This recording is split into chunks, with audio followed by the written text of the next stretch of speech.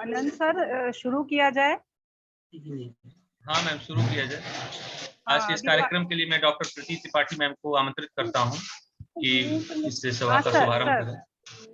हाँ सर, मैं शुरू कर रही हूँ, मैं आमंत्रित कर रही हूँ।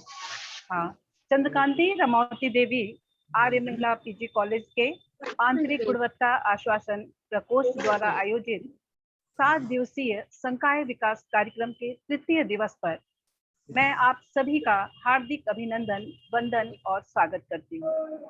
आज का हमारा ये session Madan Mohan Malaviya University of Technology में electronics and communication engineering department के सहायक आचार्य respected doctor BP Pandey sir द्वारा संचालित होगा और सर भी हमारे बीच जुड़ चुके हैं।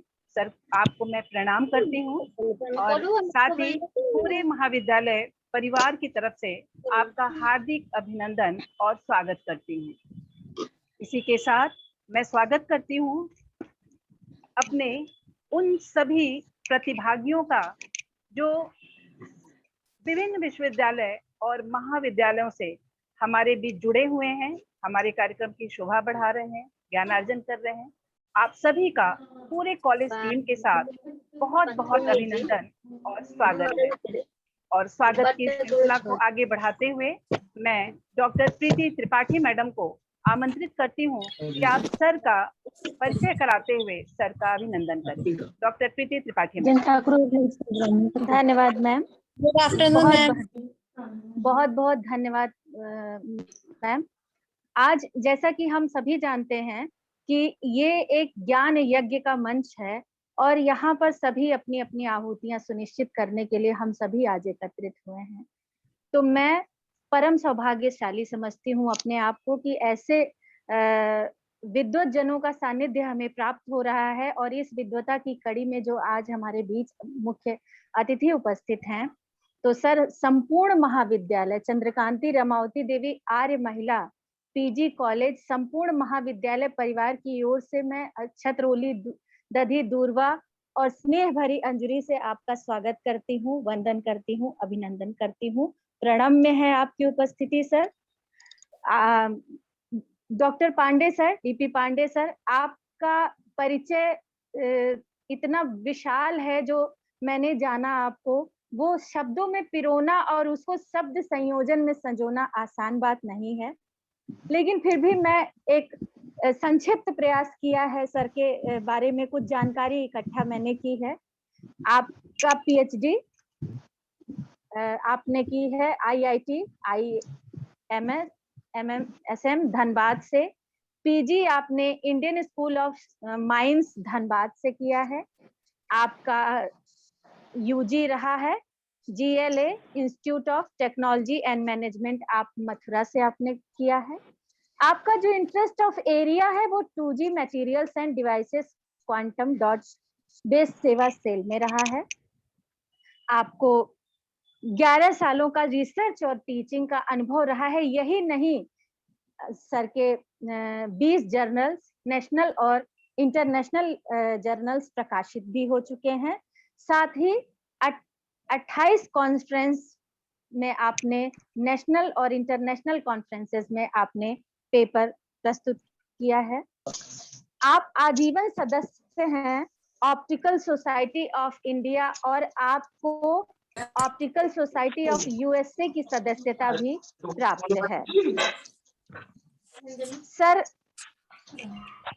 आजीवन सदस्य हैं MRSI और मेंबर हैं ICEIT के, साथ ही फोटोनिक सोसाइटी के मेंबर भी हैं। सर हम बहुत स्वागत करते हैं संपूर्ण महाविद्यालय परिवार के इस मंच से, हृदय तल से आपका हार्दिक अभिनंदन, वंदन, स्वागत और बहुत बहुत प्रणाम, आदरणीय नमन है आपको इस पटल पर। ये विशाल श्रृंखला देखने के बाद हम सभी अभिभूत हैं और आप की ओर आशान्वित नेत्रों से देख रहे हैं आपको सुनने के लिए।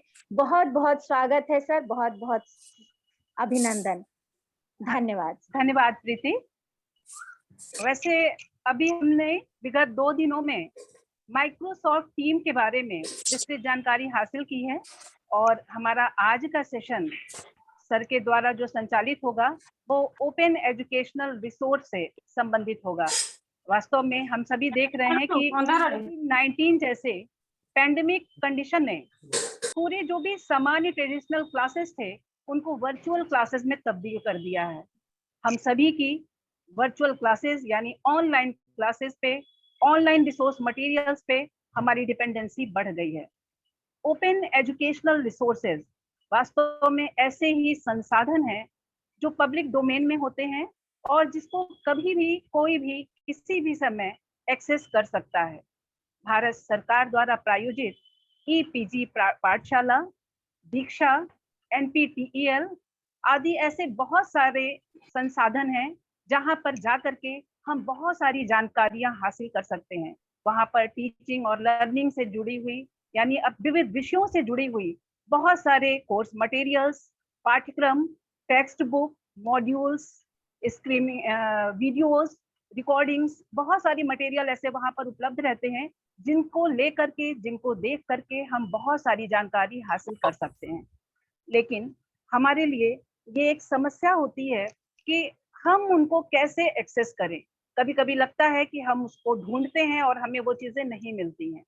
तो कैसे हम उसका प्रॉपरली यूज करें, कैसे हम उन्हें एक्सेस करें, और भी कौन कौन से ऐसे स्रोत हैं जो कि पब्लिक डोमेन में फ्री ऑफ कॉस्ट हमारे लिए उपलब्ध हैं, उन सारी बातों को हम आज जानेंगे सर के द्वारा। इसके साथ ही साथ हम सर से ये भी अपेक्षा करेंगे कि सर हम सभी फैकल्टी को आप ये भी बताएं कि अगर हमें अपना कोई मटेरियल वहाँ पर अपलोड करना है, वहाँ पर पोस्ट करना है, तो उसकी फॉर्मेलिटीज क्या होती हैं और क्या उसका प्रोसेस होता है।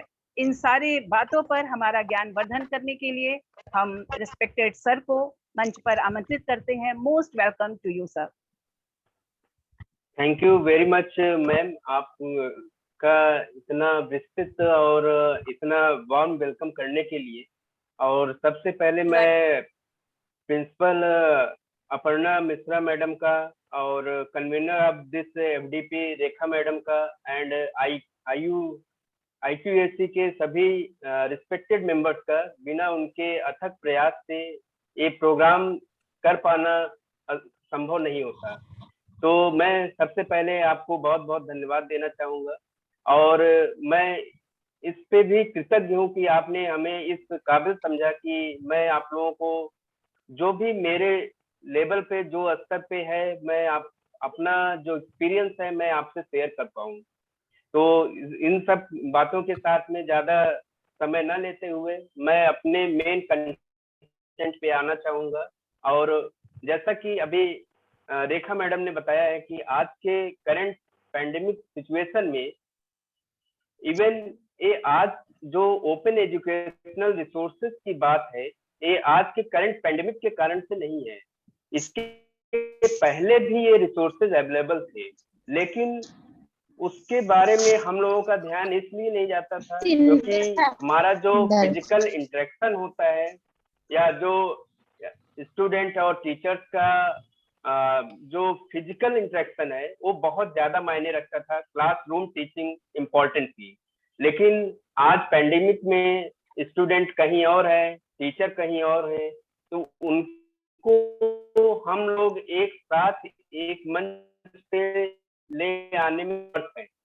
लेकिन उसका एक पर्टिकुलर सोल्यूशन दिया जा रहा है कि हम लोग ऑनलाइन प्लेटफॉर्म पे आके एक वर्चुअल क्लासरूम के बेसिस पे इस्टेब्लिश करके अपने ज्ञान को, या जो टीचर हैं, फैकल्टी हैं, वो अपने ज्ञान को अपने स्टूडेंटों तक ले जाएं और स्टूडेंट भी अपना ज्ञानार्जन अर्जित करें। तो इन्हीं बातों को ध्यान में रखते हुए मैं आज जो स्पेसिफिक टॉपिक है आपका जो है open educational resources for learners है। लर्नर्स यहाँ पर जो मतलब है कि हो सकता है वो स्टूडेंट भी हो, फैकल्टी भी हो, और इवन 9th-10th क्लास के आपके छोटे भाई बहन भी हो सकते हैं, जो कि इन छोटी छोटी चीजों की रिक्वायरमेंट हो सकती है आपके घर परिवार में भी। तो इसीलिए मेरा यहाँ पे टॉपिक बड़ा जनरलाइज है और ये लर्नर्स का है। Learners starting from our child to our elders and younger जो भी है उन सबको समाहित करता है। मैं आप लोगों को अगेन धन्यवाद देना चाहूंगा मुझे आमंत्रित करने के लिए, आप सभी सारे लोगों की टीम को। तो स्टार्ट करते समय मैं सबसे पहले क्लास रूम के कुछ केसेस होते हैं, जैसे कि हम लोग किसी क्लास में जाते हैं तो क्लास का एक पर्सपेक्टिव बन जाता है कि हम उसके बारे में क्या सोचते हैं। तो ऑनलाइन क्लासेस के बारे में हम क्या सोचते हैं, बेसिकली जो स्टूडेंट या जो हम लोग सुनते हैं अपने दोस्त यार से सुनते हैं कि भाई ऑनलाइन क्लासेस ऐसे होता है, और उसके बेस पे हम अपना एक कंक्लूजन निकाल लेते हैं, अपना एक आइडिया बना लेते हैं कि ऐसा होता है। जैसे एक एग्जांपल मैं यहाँ पे ले रहा हूँ, अगर आप देखें तो इसमें पहला है कि आप अपने स्टूडेंट को नहीं जानते हैं, राइट। तो ऑनलाइन में आपसे कौन जुड़ रहा है, कौन इंटरेक्ट हो रहा है, किस आईडी से हो रहा है, किस नाम से हो रहा है, ये आपको नहीं पता होता है, राइट। लेकिन ये आपका मिसकंसेप्शन है। आज की डेट में एलएमएस वगैरह के बारे में प्रीवियस 2 दिनों में आपको बताया गया होगा। बहुत सारे सिक्योरिटी फीचर्स हैं, बहुत सारे सेटिंग्स हैं जिसके बेसिस पे हमें ऑथेंटिकेट कर सकते हैं कि हमारे ही क्लास के बच्चे हमसे जुड़े, कोई बाहर का बच्चा हमसे इंटरेक्ट ना कर पाए। तो दीज आर मतलब कुछ सारी चीजें हैं जो कि कंस्टेंट है या मिसकंसेप्शन है, मतलब उसका कोई ऑथेंटिसिटी नहीं है, पहला। दूसरा है कि आपको ऑनलाइन क्लासेस में 24/7 एक्टिव रहना पड़ता है, ये भी एक मिसकंसेप्शन है। आपको अवेलेबिलिटी 24/7 ऑनलाइन नहीं रहना पड़ता है। जब आप टाइमिंग सेट करिए, जिस टाइम पे आपको क्लास लेना है, कब आपसे इंटरेक्ट करना है, कब आपको करना है, वो आप सेट कर सकते हैं, उसमें कोई वो नहीं है। ऐसे ही आपका अदर मिसकंसेप्शन है ऑनलाइन क्लास के बारे में कि सारी चीजें आपको लिखनी पड़ती हैं। तो ऐसा नहीं है। आप जब कोई ऑनलाइन क्लासेस लेते हैं तो वीडियो, पिक्चर्स, ऑडियो, वो सारी चीजें आप इंटीग्रेट कर सकती हैं, जो कि इसके ऊपर जो मेरा टॉक होगा वो कल में मैं डिस्कस करूंगा कि इन सारी चीजों को कैसे आप समाहित कर सकते हैं। तो सभी चीजें आपको कीबोर्ड से टाइप करके नहीं लिखना होता है। Communication can take longer time, means आपका ये भी मिसकंसेप्शन है कि ऑनलाइन क्लासेस में हम लोग फैकल्टी और स्टूडेंट बहुत देर तक कम्युनिकेशन करना पड़ता है तब बच्चों को समझ में आता है। ऐसा बिल्कुल नहीं है। आप टू द पॉइंट कंटेंट बना के अगर आप डिलीवर्ड करेंगे तो उतना ही पार्ट उनको जाएगा, एक्स्ट्रा चीजें आप नहीं देंगे जैसे आप क्लास में देते हैं। एंड अदर मिसकंसेप्शन ये रहता है कि student want to hear from your side, मतलब बच्चे आपसे ही सुनना चाहते हैं, मतलब आप बोलते रहिए, दूसरे साइड पे सुनते रहे। ऐसा नहीं है। बहुत सारा फीचर्स होता है ऑनलाइन क्लास में। हम लोग क्या करते हैं कि बच्चों को अनम्यूट कर सकते हैं, उनसे बुलवा सकते हैं, रैंडमली उनको पिक कर सकते हैं, कौन एक्टिव है, कौन नहीं है, कौन लॉगिन करके चला गया है, राइट। वो सारी चीजें हम मैनेज कर सकते हैं ऑनलाइन क्लासेस में। सो जो सबसे बड़ा एडवांटेज है इस ऑनलाइन क्लास का, जैसा कि आप लोग पहले ही जान चुके हैं कि इसमें जो लर्निंग होता है वो अपने स्ट्रेंथ के अकॉर्डिंग होता है, मतलब आपके पेस के अकॉर्डिंग होगा। अगर आप स्लो वीडियो करके सुनना चाहते हैं, छोटे छोटे स्लॉट में सुनना चाहते हैं, तो आप उसको पॉज करके सुन सकते हैं। अगर आप स्पीड में सुनना चाहते हैं, मान लीजिए कोई आपको जो टॉपिक है बहुत अच्छा आता है और आप उसको स्किप करना चाहते हैं और उसके आगे सुनना चाहते हैं, तो आप बढ़ भी सकते हैं। So it will gives you your own pace. ये आपको फ्लेक्सिबिलिटी देता है कि खुद के तरीके से आप सीख सकते हो। एंड अदर थिंग, टीचर को यहाँ पे बाउंडेशन नहीं है कि उनको 9:30 बजे से लेके 10-20 तक 1 घंटे का क्लास लेना है या 50 मिनट का क्लास लेना है या आपको 2 घंटे क्लास लगातार लेना है। ये आपके ऊपर डिपेंड करता है आप कैसे क्लास ले सकते हैं। तो these are the some misconceptions which occurred during the online classes. तो these are the some points, कुछ एक पॉइंट्स हैं जो कि आपको ध्यान रखना होता है जब आप ऑनलाइन क्लास लेने जाते हैं। जैसे ऑनलाइन कोर्स डिजाइन करना पड़ता है, तो ऑनलाइन क्लास लेने के लिए आपको कोर्स उस उसके अकॉर्डिंग ही डिजाइन करना पड़ता है कि बच्चे क्या सीखेंगे जब ऑनलाइन क्लास आपकी चलेगी तो। ओके, देन आपको जो बच्चे सीखेंगे उसको कैसे आप एसेस करेंगे, उसके लिए ऑनलाइन असेसमेंट होना चाहिए। जैसे आपने असाइनमेंट दिया, क्विज दिया, अब उसका रिजल्ट आ गया, उसका मार्क्स आ गया, अब उसको फीडबैक आप बच्चे को दोगे, तो वो सारी चीजें ऑनलाइन असेसमेंट भी होना चाहिए। एंड जो ऑनलाइन क्लास होता है वो एक्टिव मतलब पार्टिसिपेटिव होना चाहिए दोनों साइड से, स्टूडेंट के साइड से भी और फैकल्टी के साइड से भी, एंड इंटरेक्टिव होना चाहिए, तभी आपको क्लास लेने में इंटरेस्ट आता है। ओके, तो ये भी आपको मेंटेन करना पड़ता है जब ऑनलाइन क्लासेस आप लेते हैं। Then structuring of the content, जो भी कंटेंट आप अपने पीपीटी में या प्रेजेंटेशन में डाल रहे हैं उसको बड़े ध्यान से डाला जाता है। ऐसा कोई कंटेंट आप ना डालें जिससे कि बच्चों को सामने समझने में दिक्कत हो या आपको एक्सप्लेन करने में कुछ दिक्कत हो, राइट। देन ऑनलाइन प्रेजेंस में आप एक इंश्योर करना पड़ेगा कि जो सामने वाला कनेक्टेड है आपसे, आपका स्टूडेंट सुन रहा है कि नहीं है, कनेक्टेड है कि नहीं है, कि वो लॉगिन करके चला गया है। हाँ, तो उसके लिए आप है बीच बीच में पूछ सकते हैं, हाँ भाई आप बताइए, नाम से उनको बता सकते हैं, तो नाम से उनको खड़ा मतलब एज ए आवाज उनसे बुलवा सकते हैं कि अभी हमने क्या डिस्कस किया। तो प्रेजेंस बहुत इंपॉर्टेंट है।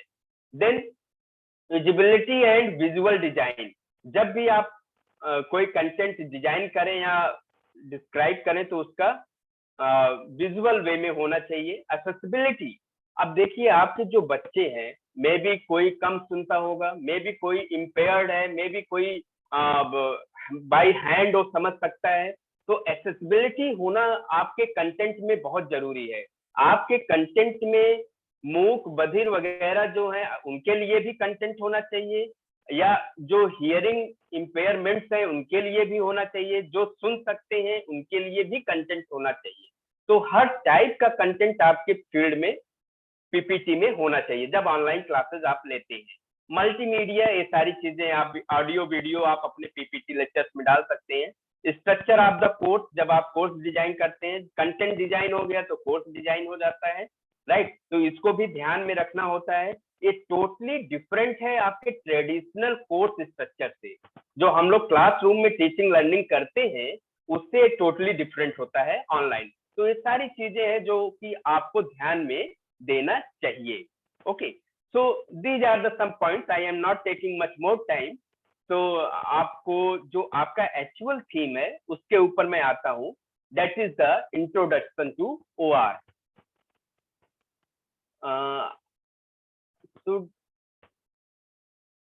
okay, so introduction to OER means open educational resources.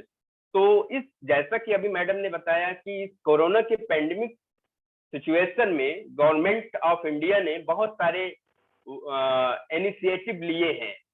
Okay, तो यहाँ पर मेजर जो इनिशिएटिव है वो मिनिस्ट्री ऑफ एजुकेशन और यूजीसी यूनिवर्सिटी ग्रांट कमीशन, आपका भी जो महाविद्यालय है वो यूजीसी से अप्रूव्ड है, मैंने देखा है।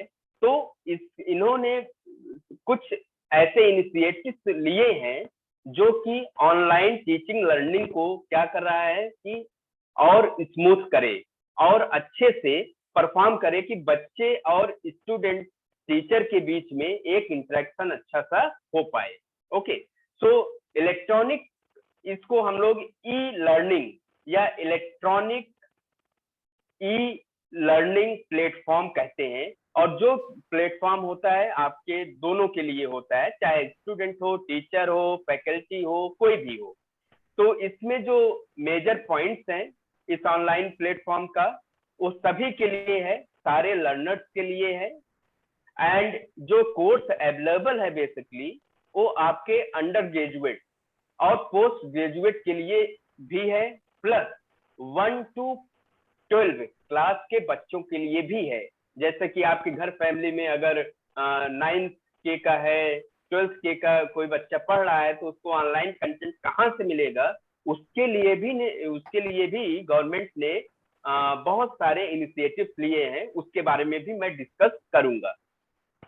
एंड ये जो आपके इनिशिएटिव्स लिए गए हैं उसमें आपके ऑनलाइन लेक्चर्स हैं, कोर्स कंटेंट है, क्यूजेज है, ऑनलाइन टेस्ट आप दे सकते हैं, मल्टीमीडिया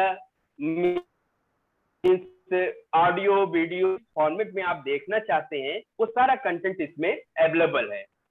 तो सबसे पहले अगर हम देखें तो जो गवर्नमेंट के थ्रू रिकमेंडेड है या गवर्नमेंट ने जिसे लॉन्च किया है आप कह सकते हो, उसमें सबसे पहले आता है स्वयं। और इस स्वयं जो है स्वयं इसका एक नाम है, और स्वयं का मतलब जस्ट हम लोग समझ सकते हैं कि खुद से करना। तो अगर आपको खुद से पढ़ना है तो वेब पेज के थ्रू सिर्फ एक रिक्वायरमेंट है, आपका इंटरनेट कनेक्टिविटी आना चाहिए। ओके, अगर आपके पास में नेट फैसिलिटी है तो ये जितने भी रिसोर्सेज हैं, ई रिसोर्सेज, आप आसानी से सबको एक्सप्लोर कर सकते हो। तो सबसे पहले जैसे स्वयं है तो ये एक वेब इंटरनेट बेस्ड आपका लर्निंग प्लेटफॉर्म है। तो अगर हम देखिए यहाँ पर हम अगर क्लिक करते हैं तो क्लिक करेंगे तो ऑटोमेटिकली ये हमें एक नेक्स्ट इसके यूआरएल पे ले जाएगा। ठीक है, तो एक के बारे में मैं आपको यहाँ पर डिस्क्राइब करते हुए चलूंगा कि कैसे आप जाते हो।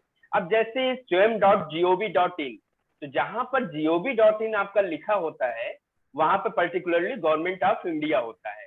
ठीक है, तो ये मतलब ये साइट आपकी ऑथेंटिकेट है। अब यहाँ पर आप देखो ये साइन इन और रजिस्टर दिया हुआ है। तो जनरली जो गवर्नमेंट ऑफ इंडिया ने लॉन्च किया है उसमें आपको साइन इन करने की जरूरत नहीं है अगर आप सिर्फ पढ़ना चाहते हो। हाँ, अगर आप कुछ और करना चाहते हो, जैसे कोई सर्टिफिकेट आप लेना चाहते हो, आपने कोई कोर्स अटेंड किया और उसके ऊपर आप चाहते हैं कि आपको सर्टिफिकेशन मिले, तो उसके लिए क्या होता है कि आपको एक एग्जाम भी देना पड़ता है। तो उसके लिए आप लॉगिन या रजिस्टर करना जरूरी होता है, अदरवाइज आपको लॉगिन या रजिस्टर करने की जरूरत नहीं है। तो वहां पर अब आप देखिए यहाँ पर टॉप पे स्वयं में कुछ पॉइंट्स दिए गए हैं, जैसे all courses, national coordinator, local chapter. तो ये लोकल चैप्टर का मतलब है आप अपने रीजन अबाउट में देख सकते हैं कि आपका कौन लोकल अथॉरिटी टाइप में है, इनसे आपका कोई मतलब नहीं है। आप ऑल कोर्सेज में जाइए। अब ऑल कोर्सेज में जैसे आप क्लिक करते हैं, ओके, तो यहाँ पर ऑल कोर्सेज में अगर आप क्लिक करेंगे तो यहाँ फिल्टर लगा होता है। ठीक है, तो फिल्टर में देखिए नेशनल कोऑर्डिनेटर लिखा हुआ है, यहाँ पर डिफॉल्ट ऑल रहने दीजिए, क्योंकि आपको कंटेंट सर्च करना है, आपके फील्ड का सर्च करना है। अगर आप देखिए ये क्यों जरूरत है, साइड बाय साइड हम क्यों जा रहे हैं। अगर आप गूगल पे फॉर एग्जांपल, मैंने एक गूगल खोला, ठीक है,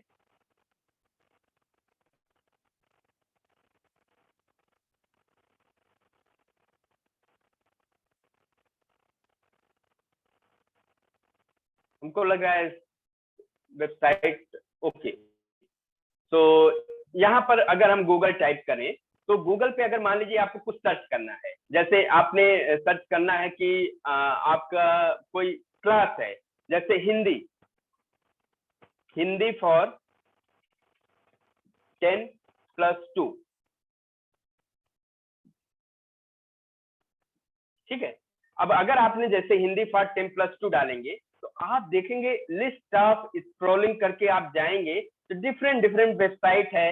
अब 10+2 में हिंदी कौन पढ़ाएगा कौन नहीं पढ़ाएगा, इसमें आपको खोजना बड़ा डिफिकल्ट है।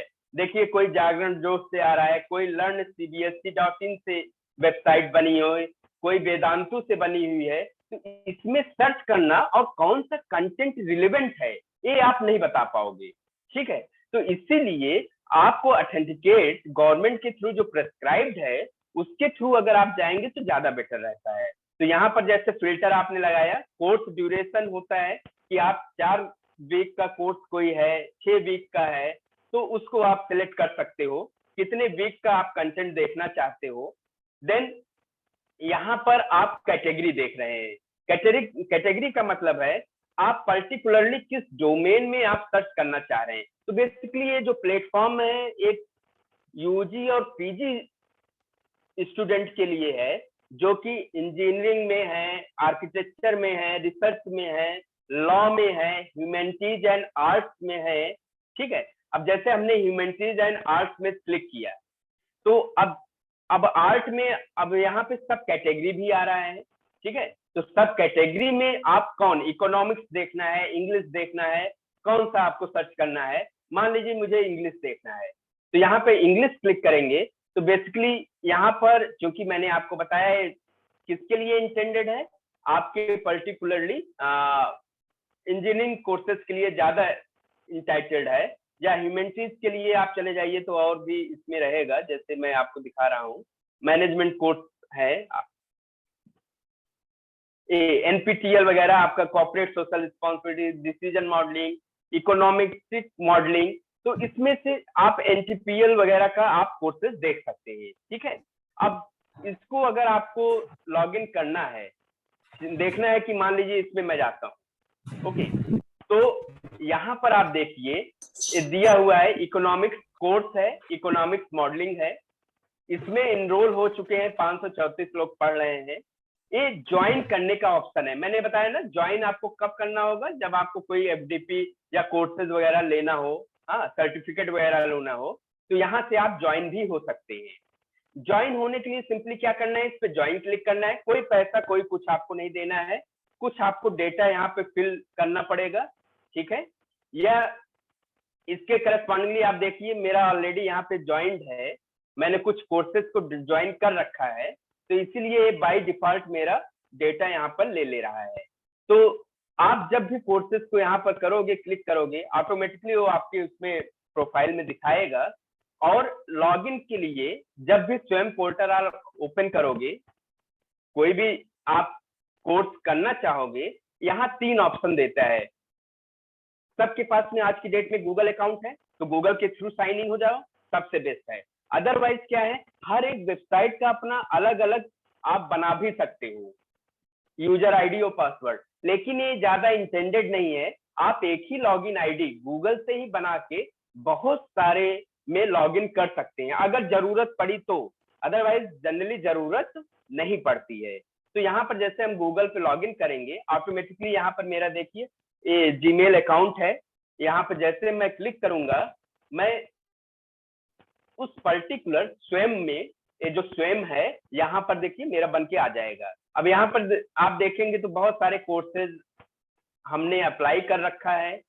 यहाँ पर कुछ कोर्सेज मैंने क्या किया है, कंप्लीटेड किया हुआ है, राइट, पढ़ा हुआ है। तो अगर जैसे मान लीजिए कुछ कोर्सेज में आप क्लिक करें, गो टू कोर्सेज में जाएंगे, तो देखिए यहाँ वीक वाइज है, 8 वीक का मैंने एक कोर्स अटेंड किया था और हर वीक में कुछ लेक्चर्स थे। ठीक है, और हर लेक्चर्स को मैंने सुना।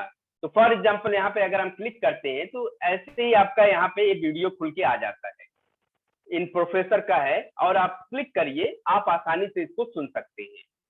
ओके, तो इस टाइप से आप वीक 1 वीक 2 करके यहाँ पर एनपीटीईएल में आप पढ़ सकते हैं। लेकिन ये जो एनपीटीईएल है मैंने अभी आपको बताया।